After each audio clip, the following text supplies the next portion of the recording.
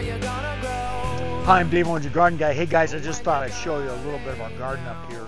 We're about 10 miles north of Payson, Arizona. And you can see, well, we're working on a few weeds. I had some leftover material from a little roofing project I did on the shed over there. And you can see how well that roofing material is actually killing those weeds out. It's a real good way to kill them out without having to use any type of dangerous type of weed killers. Some other things going on in the garden, well, we've got a lot of tomatoes coming in. It's been a fairly cool summer, so the tomatoes haven't done great, but they've done somewhat well. Got a little basil in here as a companion plant to the tomatoes themselves. But tomatoes, well, regular fertilization is the ideal situation.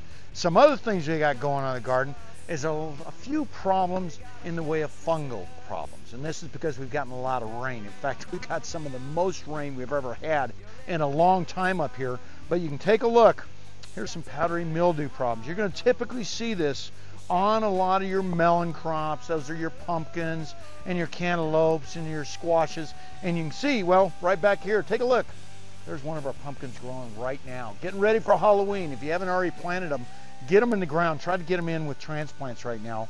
But these flowers right down here also are very edible and really delicious when fried up. But let's get back to the powdery mildew. In fact, when you got powdery mildew, invariably you're getting the leaves real wet. So what we do is we spray it with a little baking soda and hydrogen peroxide. Something along those lines will go a long ways. Or just regular buttermilk, or for that matter, just regular milk. It does a great job on fighting it.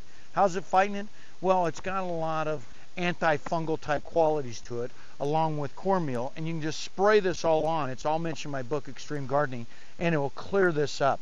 Not really a real big problem, but you can also wash it off with just a little bit of water. Some other things you're going to be starting to plant down there in southern Arizona are a lot of your kales and mustard greens and things along those lines. You can see the kale right here. In fact, I want to show off the kale.